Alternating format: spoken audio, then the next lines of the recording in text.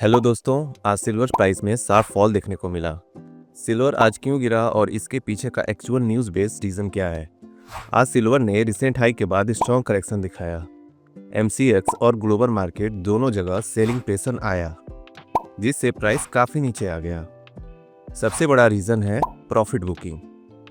Silver पिछले कुछ session में काफ़ी तेज ऊपर गया था, ऑलमोस्ट रिकॉर्ड लेवल के पास। जैसे ही प्राइस टॉप के पास पहुंचा, ट्रेडर्स ने प्रॉफिट बुक करना स्टार्ट कर दिया और वही सेलिंग प्रेशर बन गया। दूसरा इंपॉर्टेंट फैक्टर है स्ट्रॉन्ग यूएस डॉलर और इंटरेस्ट रेट एक्सपेक्टेशंस। न्यूज़ के अकॉर्डिंग जब डॉलर स्ट्रॉन्ग होता है तो प्रेशियस मेटल जैसे गोल्ड और सिल्वर पर प्रेशर आता है। हाई इंटरेस्ट रेट के सिग्नल भी मेटल के लिए निगेटिव माना जाता है। ग्लोबल मार्केट में रिस्क सेंटीमेंट थोड़ा इंप्रूव हुआ है, जिस वजह से सेफ हेवन डिमांड कम हुई है।